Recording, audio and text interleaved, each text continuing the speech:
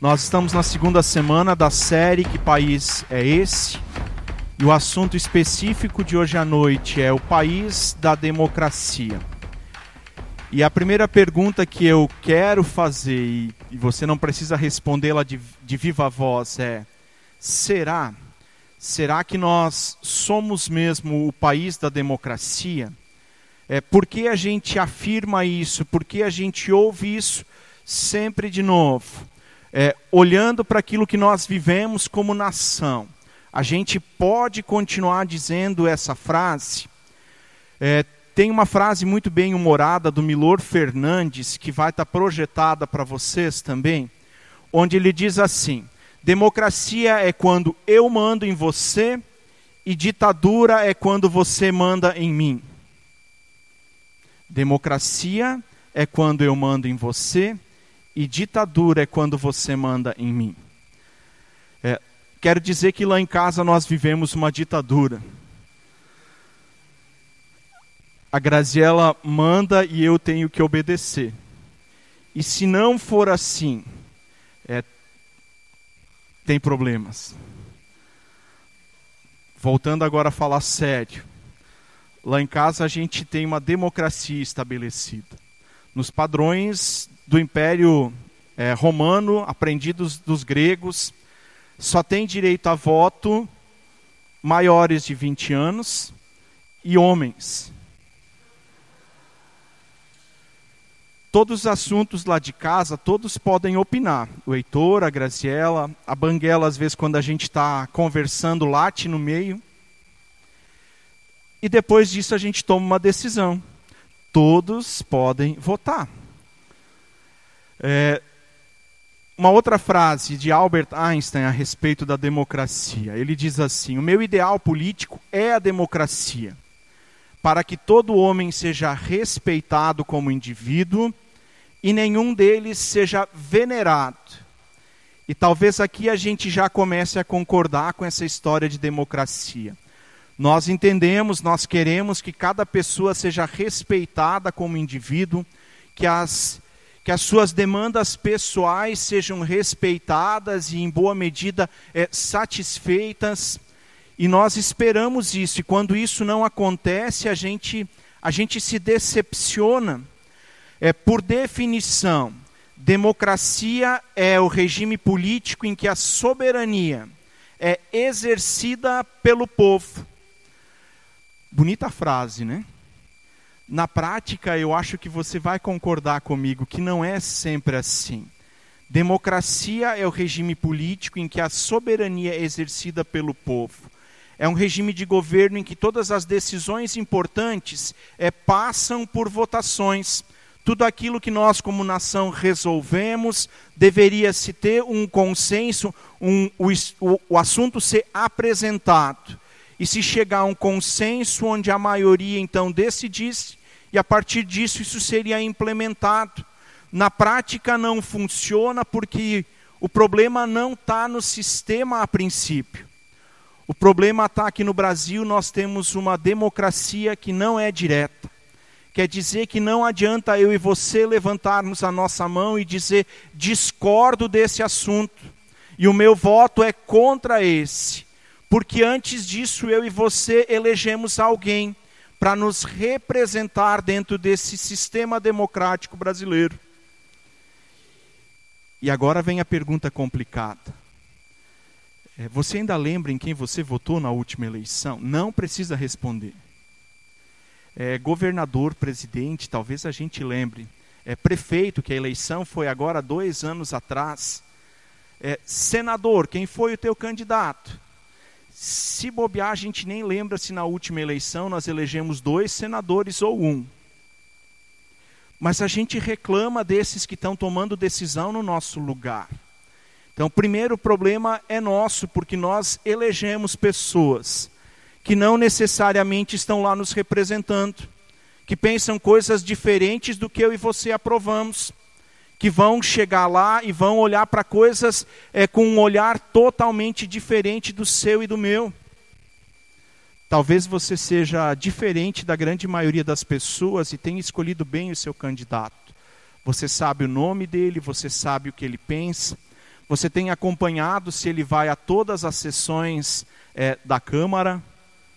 Você sabe quais os projetos que ele apresentou? Talvez não. Por definição, democracia é um regime político em que a soberania é exercida pelo povo.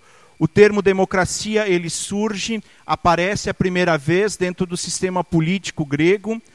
A palavra democracia é a junção de duas palavras, demos, povo, e kratos, que significa poder. Democracia, então, literalmente, a palavra grega significava o povo exercendo poder.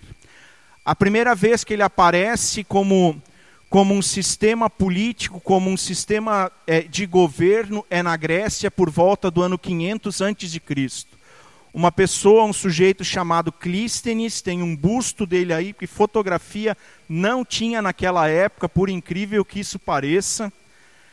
Ele coloca algumas ideias em prática e a cidade dele, Atenas, uma cidade-estado, começou a adotar a prática diante de todos os assuntos da cidade, reunir todos os cidadãos para se chegarem a uma decisão. Essa cidade tinha em torno de 200 a 400 mil habitantes por essa época. A gente sempre imagina vilarejos na antiguidade. E desses 200 a 400 mil habitantes que existiam na cidade, apenas 30 a 40 mil podiam votar. Eu brinquei antes sobre a nossa democracia, a semelhança da Grécia, mas era assim. Cidadão grego era aquele que tinha propriedade, aquele que tinha passado dos 20 anos, aquele que não era estrangeiro, não tinha sido escravo. Isso eliminava um monte de gente. Mulheres não votavam. As pessoas abaixo de 20 anos não votavam.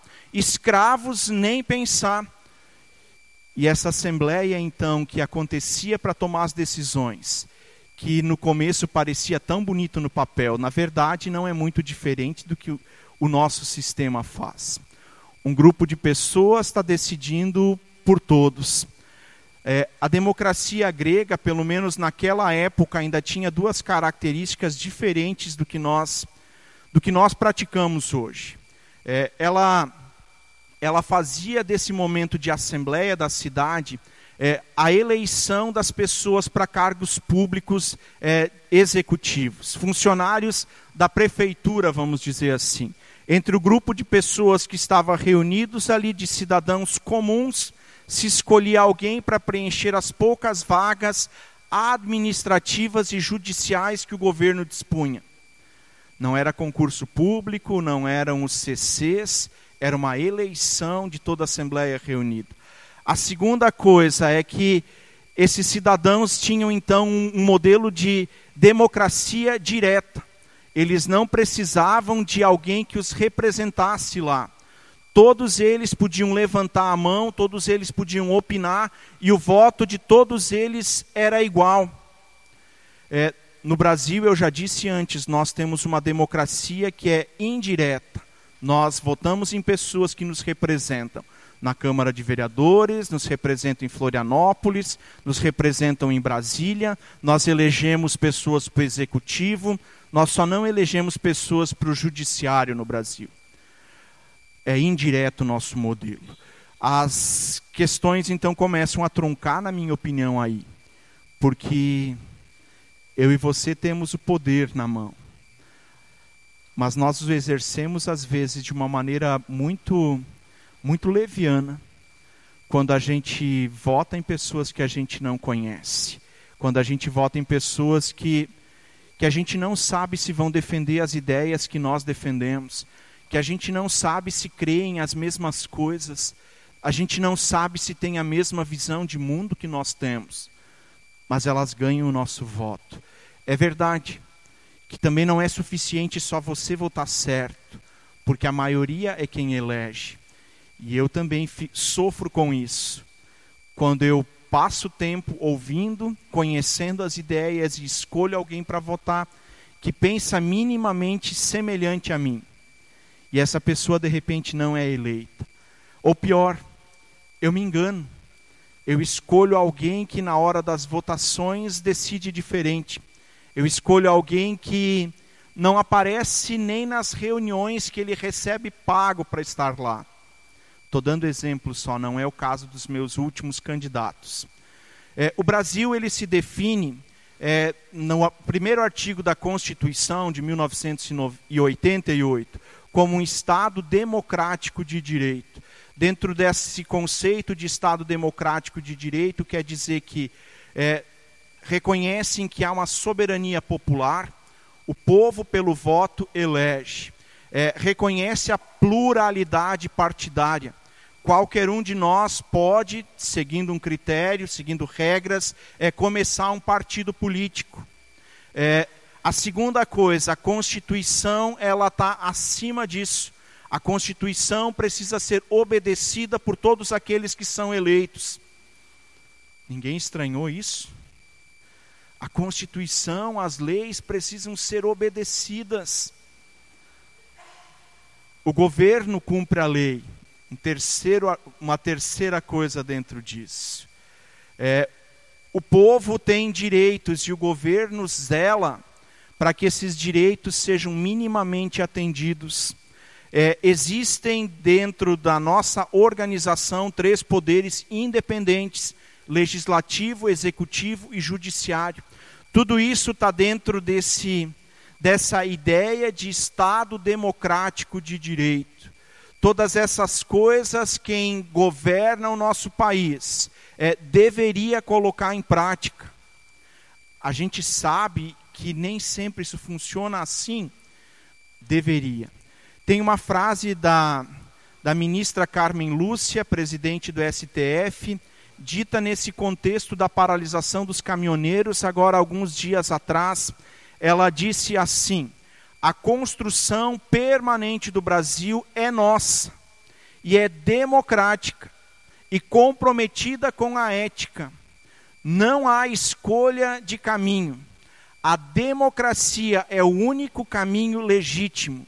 Lutamos e conquistamos a democracia, e trabalhamos para a sua manutenção e aperfeiçoamento permanente. A frase dela é boa. E se de fato isso fosse assim, se nós nos entendêssemos como coparticipantes da construção permanente desse país, se a gente se entendesse como participação democrática e ética nesses processos, a gente não teria os problemas que a gente tem. Na prática, tudo isso é muito bonito no papel, mas poucas vezes acontece. Tem um outro detalhe nessa história ainda, sobre o país da democracia. O Brasil foi descoberto em 1500. E nesses 500 anos de história da nossa nação, poucas vezes nós fomos uma democracia. Se você lembra das aulas de história ainda, 1500 até 1889, o país é uma monarquia. Tem um rei que nos governa. Em 1889, Dom Pedro está velho, Isabel seria a sua sucessora, e algumas pessoas começam a achar que isso é complicado demais. E se estabelece um primeiro golpe, que não é tratado assim normalmente, mas são um grupo muito pequeno de pessoas que percebem na Revolução Francesa, percebem nos ideais humanistas, algo que precisava ser colocado em prática no Brasil. E se reúnem e, de repente, o Brasil é uma república democrática. Esse período dura de 89 até 1930, quando nós temos mais uma vez um golpe militar. Vargas assume o poder, invade o Palácio do Catete com um grupo de tenentes. Vargas governa até 45, quando nós temos o segundo momento de república no Brasil. De 45 a 64, a primeira república é chamada de República Velha, o segundo momento de república democrática no Brasil é chamado de República do Populismo, porque as ações que o governo implementa, elas são de impacto popular, elas são para trazer o povo a favor do governo. Depois disso, 64, mais um golpe militar. E assim a história do Brasil continua. 85, começa o período democrático que nós vivemos até hoje. Eleições indiretas que elegem Tancredo Neves presidente. Ele não assume porque ele morre misteriosamente antes de assumir. Até hoje essa história não está explicada. Segunda eleição, 89, uma eleição direta, onde as pessoas que tinham idade votaram. Primeiro presidente eleito dentro desse sistema onde eu e você, talvez muitos de nós não votaram, eu também não votei. Onde eu e você, povo, elegemos um presidente de maneira direta. O eleito foi o presidente Fernando Collor. Nesses 500 anos de história do nosso país, nós temos um pouquinho mais de 70 anos de uma república democrática. Considerando só esse fato, nós podemos dizer que nós somos o país da democracia? No momento atual, sim. E é o anseio ainda da grande parte da população. Mas a nossa história diz que nós não fomos. Considerando essas coisas, nós temos um papel, uma tarefa que é mais amplo do que a gente imagina às vezes. Nós somos aqueles que vão construir essa nação. E se a nossa oração foi, Deus, sara a nossa nação, eu não tenho dúvidas de que isso passa por mim e por você. Nós temos um papel ativo nisso. E isso a democracia nos garante. Eu quero convidar você a abrir sua Bíblia em 1 Samuel capítulo 8. Versículos de 1 a 18, diz assim: Quando envelheceu Samuel, nomeou seus filhos como líderes de Israel. Seu filho mais velho chamava-se Joel, e o segundo Abias. Eram líderes em Berseba. Mas os filhos dele não andaram em seus caminhos. Eles se tornaram gananciosos, aceitavam suborno e pervertiam a justiça. Por isso todas as autoridades de Israel reuniram-se e foram falar com Samuel em Ramá. E disseram-lhe: Tu já estás idoso, teus filhos não andam em teus caminhos. Escolhe agora um rei para que nos lidere à semelhança das outras nações. Quando, porém, disseram: Dá-nos um rei para que nos liderem, isso desagradou Samuel. Então ele orou ao Senhor, e o Senhor lhe respondeu: Atenda a tudo que o povo está pedindo. Não foi a você que rejeitaram, foi a mim que rejeitaram como rei. Assim como fizeram comigo desde o dia em que os tirei do Egito até hoje, abandonando-me, prestando cultos a outros deuses, também estão fazendo com você. Agora atenda-os, mas advirta-os solenemente. Diga-lhes quais os direitos que o rei reivindicará. Samuel transmitiu todas as palavras do Senhor ao povo que estava lhe pedindo um rei, dizendo: O rei que reinará sobre vocês reivindicará como seu direito o seguinte: ele tomará os filhos de vocês para servi-lo em seus carros de guerra e em sua cavalaria, e para correr à frente dos seus carros de guerra. Os que corriam na frente dos carros de guerra nunca voltavam, eram os primeiros a morrer. 12. Colocará alguns como comandantes de 1000 e outros comandantes de 50. Ele os fará arar as terras dele, fazer a colheita, fabricar armas de guerra e equipamentos para os seus carros de guerra. Tomará as filhas de vocês para serem perfumistas, cozinheiras e padeiras. Tomará de vocês o melhor das plantações, das vinhas, dos olivais, e dará aos criados dele. Tomará 1/10 dos cereais e da colheita de uvas e o dará aos seus oficiais e criados.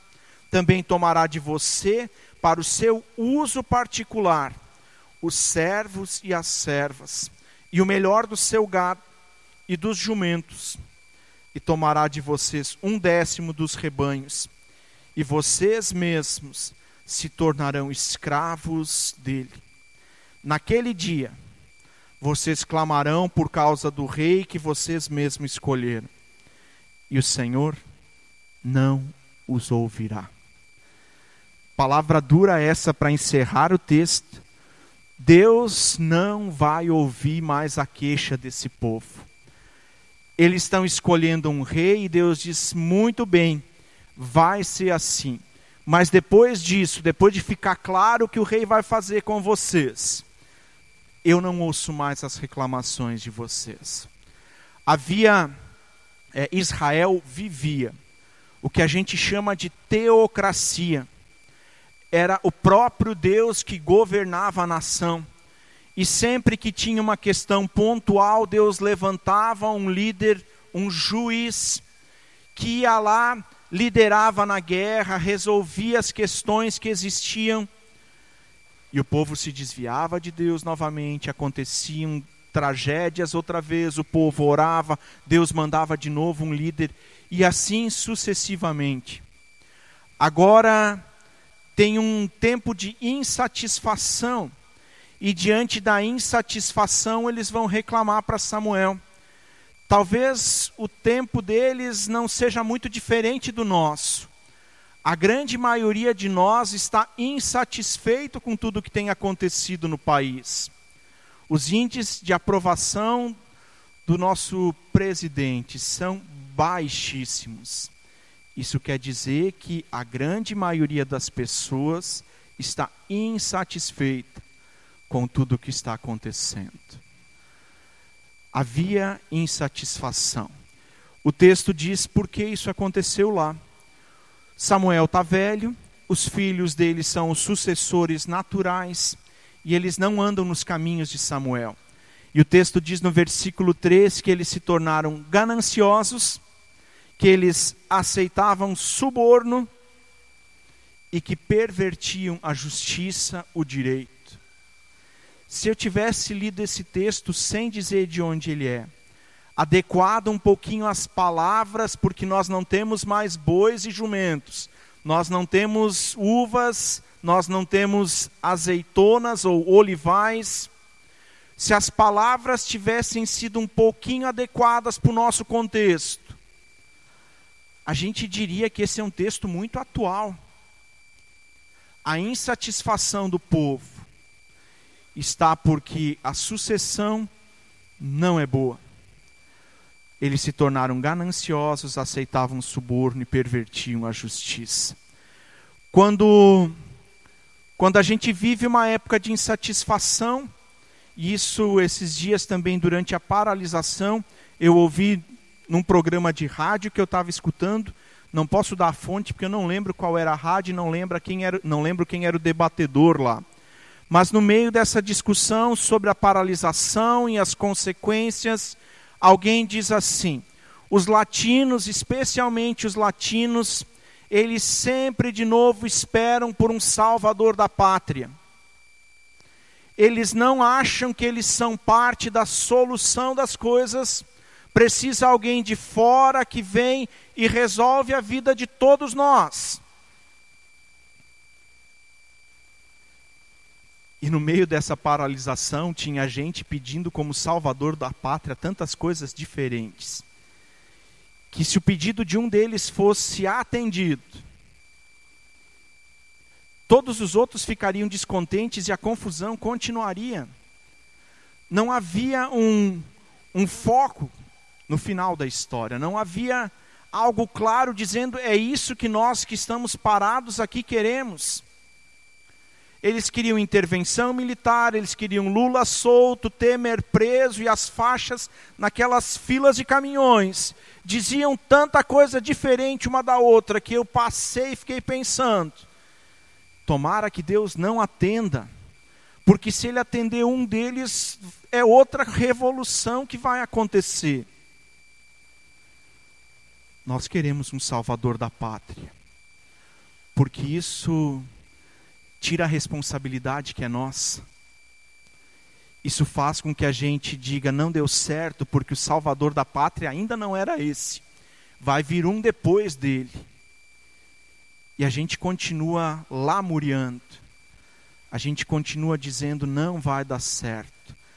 Tem uma novela que eu não pesquisei qual foi o ano. Eu lembro dela de criança, chamada Salvador da Pátria. Eu não vou perguntar quem é daquela época. Mas eu lembro que o Salvador da Pátria era o Lima Duarte. É um dos poucos atores que eu conheço, que eu sei, se eu ver ele, eu sei dizer, é o Lima Duarte. E ele era um homem iletrado, alfabetizado numa escolinha. Ele se apaixona pela professora, que eu não lembro quem era a atriz. E no meio de um processo eleitoral, ele vai ser o candidato. E eu não tenho certeza disso, mas me parece que ele foi eleito, né? Nós latinos queremos um salvador da pátria. Porque a gente não tem força, a gente não tem ânimo para arregaçar as mangas e dizer, é com a gente. Estou generalizando, talvez não seja assim contigo. Queremos um rei que nos lidere, diz o povo. O modelo era o da vizinhança, o texto também diz isso. E Samuel se preocupa com essa situação. E ele ora e Deus diz para ele, não foi a você que eles rejeitaram, foi a mim. Samuel era apenas o representante de Deus naquele momento.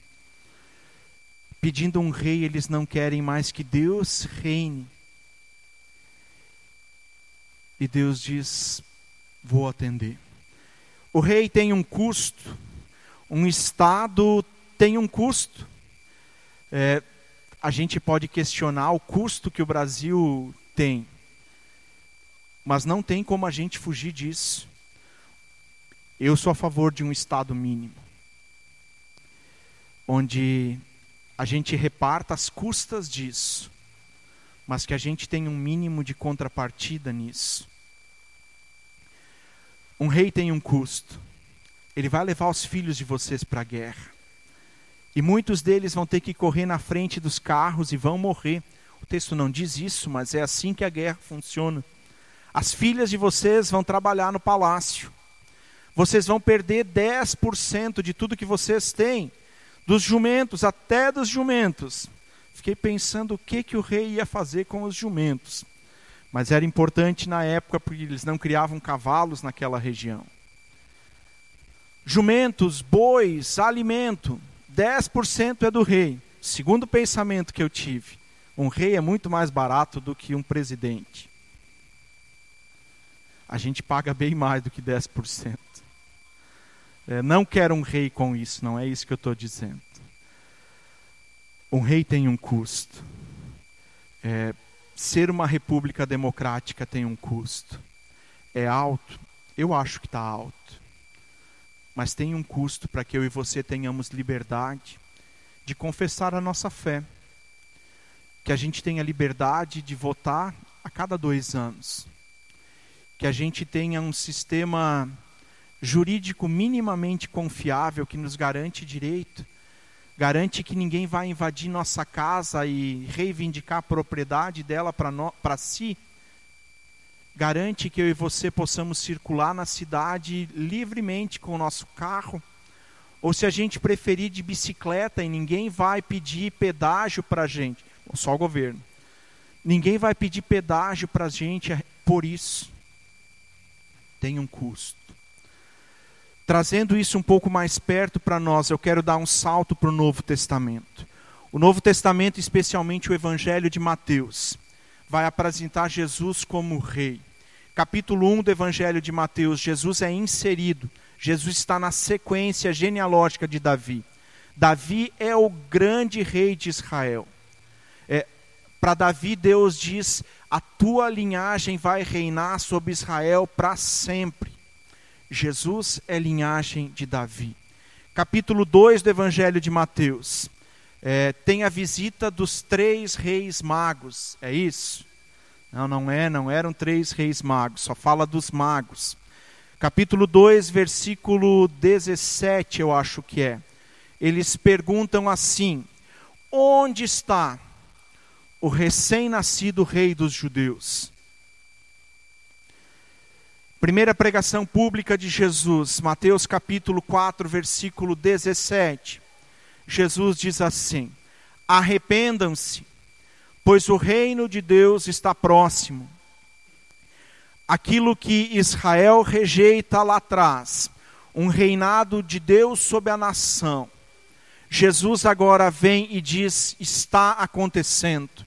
O reino de Deus não é um reino político, e Jesus foge disso também antes da sua crucificação, quando o povo achou que ele desembainharia uma espada e derrotaria o Império Romano que dominava sobre Israel há mais de 300 anos. Jesus não faz isso, o reino que ele vem trazer é diferente de um reino político, mas ele quer reinar.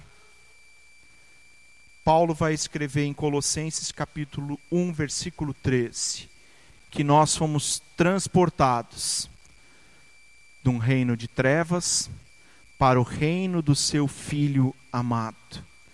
Se você em algum momento da sua vida tomou uma decisão de seguir Jesus, você foi transportado para o reino do Filho amado de Deus. E Ele reina sobre a tua vida. Ainda que nesse tempo a gente more num país que é uma república democrática, nós temos um governante que está acima disso. Eu quero ir concluindo com mais um fechamento de todas essas ideias. Brasil é o país da democracia? Não. Ainda não é. Não como a palavra democracia o apregoa. Mas eu prezo a democracia, e tem uma frase do Winston Churchill, primeiro-ministro inglês, durante a Segunda Guerra Mundial, ele foi primeiro-ministro. Ele disse: a democracia é o pior modelo de governo, mas ainda não inventaram nenhum melhor. Eu prezo a democracia, e enquanto eu não tiver diante de mim um modelo que seja melhor, é aqui que eu quero me movimentar, e quero assumir o meu papel de ser ativo na construção de um país que tem uma história democrática tão pequena, falha, mas que pode, que deve ser diferente. Essa semana eu estava gravando algumas aulas em Curitiba para o EAD, e um dos meus temas lá era liderança de comunidade, e eu disse, eu não sei se eu ouvi essa frase de alguém, se ela surge na minha mente, então também não posso dar os créditos se ela é de alguém, mas a frase era mais ou menos assim: a qualidade de uma comunidade é proporcional à qualidade dos líderes que ela tem. Se a gente parafrasear isso para o nosso país, a qualidade de um país é proporcional à qualidade do seu povo. É verdade, eu e você não estamos no governo, mas nós elegemos gente que vai ocupar o nosso lugar lá. O problema do Brasil é o brasileiro. O problema do Brasil é o brasileiro. Mas se fossem outros que morassem aqui, também seriam esses, porque o ser humano é o problema da história. E enquanto não houver uma mudança de vida individual, não há como sarar uma nação. Enquanto não houver mudança no coração, não tem como mudar um país. Ainda que a gente fale que o Brasil tem quase 94% de cristãos. Ruim dizer isso, né?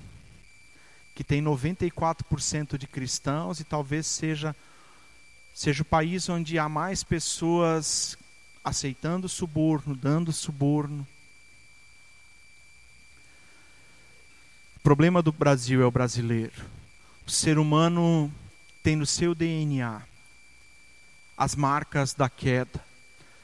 Deus cria o ser humano e dá tarefas simples para eles: cuidar, administrar tudo que Deus criou, se multiplicarem. E diz: tem uma árvore nessa vocês não tocam, não comam disso. E nós desobedecemos. Em toda aquela variedade de frutas que a gente não consegue nem imaginar. A gente vai naquela que a gente tinha ouvido a palavra dizendo, não coma. A gente come, a consequência é que o pecado tem poder sobre nós, somos pecadores. E a partir dali nós morremos. Nós trabalhamos e sofremos com o trabalho. Começa o assassinato. O ser humano tenta remediar a situação. E ele tenta construir uma torre para voltar até Deus. Gênesis capítulo 11. E esse empreendimento humano até aparece. Eles conseguem chegar até um certo ponto. Mas ali é o limite daquilo que nós podemos fazer. O ser humano pecador que reconhece que errou, tenta reconstruir um caminho de volta para Deus pela religião. E aqui os 94% que se dizem cristãos no Brasil, uma boa parte deles está incluída nisso. Gente que tenta reconstruir caminhos de volta para Deus, quando Jesus diz que Ele é o único caminho. O ser humano pecador que tenta construir caminhos de volta para Deus, precisa se render, precisa reconhecer que os nossos pecados podem ser outros do que são os dos nossos governantes. Mas nós não somos tão melhores. Nós somos pecadores como eles são. E enquanto não houver uma mudança no coração, também não vai haver mudança fora disso. E aqui nós entramos na história mais uma vez.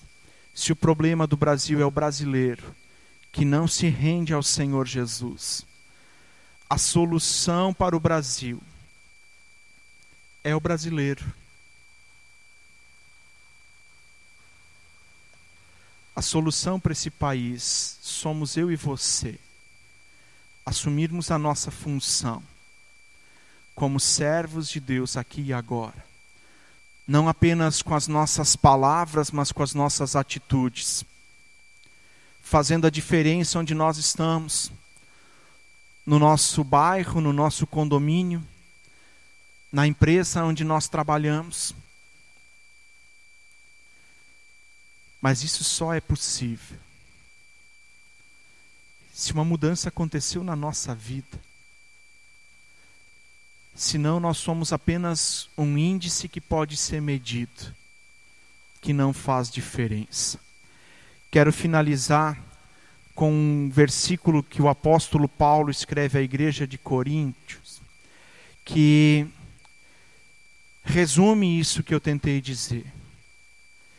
Se nós ainda não somos o país da democracia, se isso não é pleno, nós estamos colocados aqui para fazer a diferença. Paulo escreve assim em 2 Coríntios 5:20. Portanto, somos embaixadores de Cristo, como se Deus estivesse fazendo o seu apelo por nosso intermédio. Primeira parte, Paulo diz que nós somos representantes de Deus aqui. Se há um reino que Jesus vem e instala, se nós, quando nós nos entregamos a Jesus, nós somos transportados para esse reino. Agora, Paulo diz, vocês são cidadãos desse reino, mas no momento atual vocês estão morando em outro lugar. E nesse lugar onde vocês estão, vocês são embaixadores. Embaixador é alguém que representa o seu país de origem. Representa os interesses do seu país de origem numa nação estranha. Paulo diz, vocês são esses. Qual é o apelo que Deus faz? Por amor a Cristo, lhes suplicamos. Esse é o apelo que Deus faz através do embaixador que é você. Reconciliem-se com Deus. Meu desejo é que você assuma o seu papel como embaixador de Deus nesse país. Não apenas falando, mas vivendo, para que o Brasil seja uma nação transformada. Assim como foi o Império Romano. A igreja cristã começa em Jerusalém. Primeiro com 12, o grupo vai se ampliando. Paulo diz que Jesus tinha 500 discípulos já. Primeira pregação de Pedro se converte em 3.000, depois mais 5.000. E a igreja vai crescendo. Jerusalém é uma cidadezinha de nada dentro do Império Romano. Saindo de lá, embaixadores de Cristo se espalhando pelo mundo, porque Roma persegue Jerusalém e destrói ela no ano 70. Esse grupo de 5, 10, 8 mil cristãos se espalha mundo afora. E eles vivem. Muitos deles morrem no Coliseu e de outras maneiras, porque Roma vai perseguindo. Por volta do ano 300, alguns historiadores dizem que o Império Romano tinha em torno de 60% da sua população evangelizada.